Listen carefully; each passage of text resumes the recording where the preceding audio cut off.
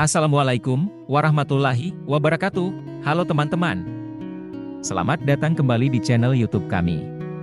Pada kesempatan kali ini, saya akan coba membantu teman-teman dalam menjelaskan secara sederhana mengenai skripsi dengan penelitian kuantitatif. Agar teman-teman dapat dengan mudah dan cepat memahami dasar dan langkah-langkah dalam proses pembuatan skripsi dengan penelitian kuantitatif. Penelitian kuantitatif seringkali dipilih karena keakuratan data yang dihasilkan dapat diukur secara objektif. Namun, sebelum memulai penulisan skripsi dengan penelitian kuantitatif, ada beberapa hal dasar yang perlu diperhatikan dan dilakukan. Pertama, perlu memilih judul atau topik penelitian yang sesuai dengan minat kamu, namun sesuaikan pula dengan kemampuan kamu. Pilihlah topik yang menarik, relevan, dan memiliki nilai tambah, serta sesuai dengan bidang studi kamu. Judul atau topik tidak perlu unik atau aneh-aneh, cukup yang sederhana saja, agar nantinya tidak mempersulit diri kamu.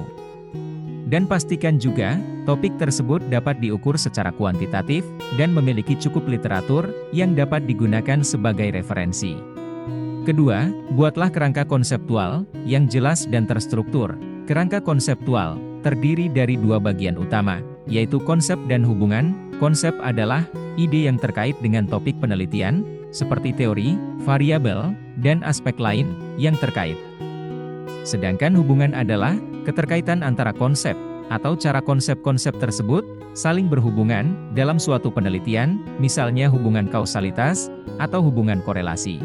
Kerangka konsep membantu peneliti dalam mengidentifikasi dan mengevaluasi hubungan antara variabel dan menguji hipotesis penelitian. Berikut detailnya. 1.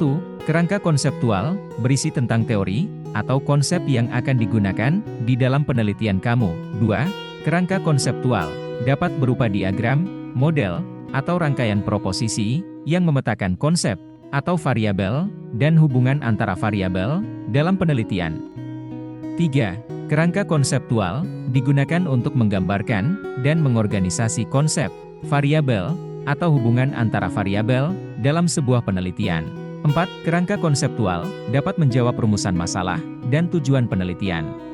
Kesimpulan dari 4 poin tersebut menunjukkan bahwa kerangka konseptual bertujuan untuk membantu peneliti memahami konsep yang terkait dengan topik penelitian, mengembangkan hipotesis atau pertanyaan penelitian yang jelas, dan merumuskan desain penelitian yang sesuai. Ketiga, tentukan populasi dan sampel penelitian.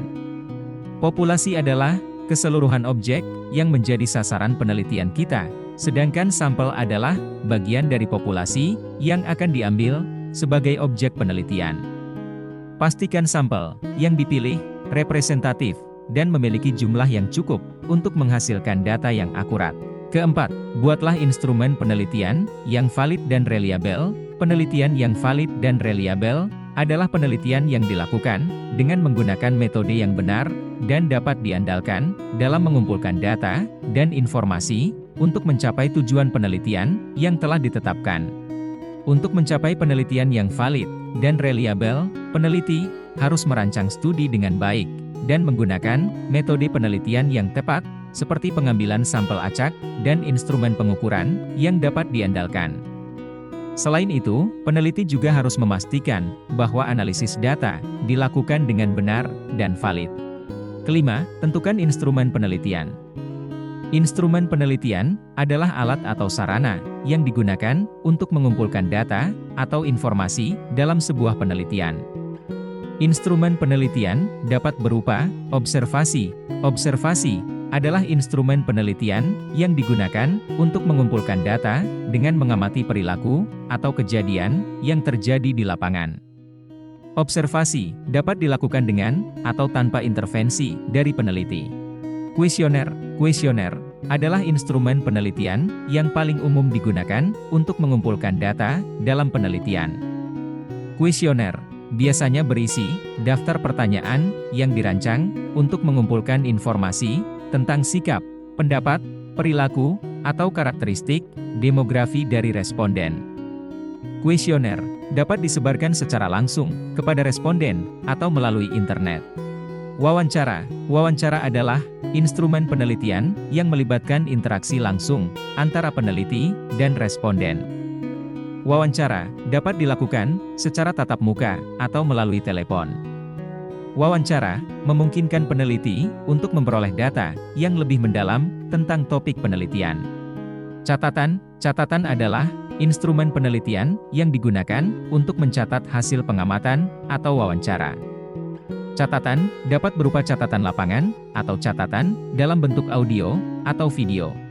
Tujuan dari menggunakan instrumen penelitian adalah untuk memudahkan peneliti dalam mengumpulkan data secara sistematis dan objektif. Dan pastikan pula, instrumen yang digunakan telah diuji validitas dan reliabilitasnya. Keenam, lakukan pengumpulan data dengan metode yang tepat. Metode pengumpulan data yang umum digunakan dalam penelitian kuantitatif antara lain adalah observasi, kuesioner, dan wawancara. Dan pastikan metode yang digunakan sesuai dengan tujuan penelitian dan instrumen yang telah disiapkan. Ketujuh, analisis data yang telah dikumpulkan dengan menggunakan teknik statistik.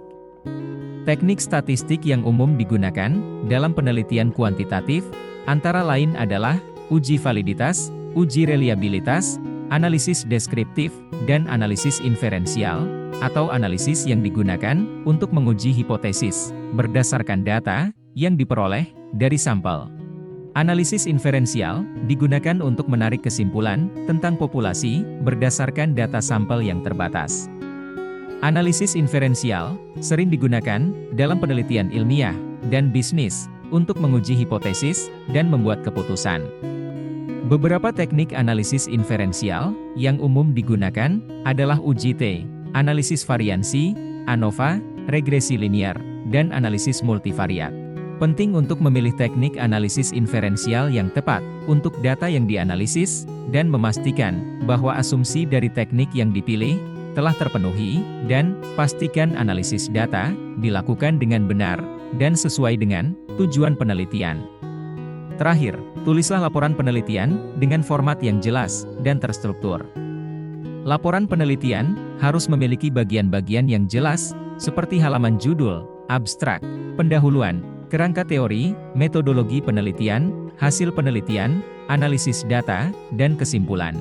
Itulah beberapa penjelasan sederhana mengenai skripsi dengan jenis penelitian kuantitatif. Agar teman-teman dapat dengan mudah dan cepat memahami dasar, serta langkah-langkah dalam proses pembuatan skripsi dengan penelitian kuantitatif. Semoga informasi ini bermanfaat bagi teman-teman yang sedang atau akan menyelesaikan skripsi dengan metode kuantitatif. Sekian dari saya, terima kasih telah menonton video ini, semoga selalu bermanfaat.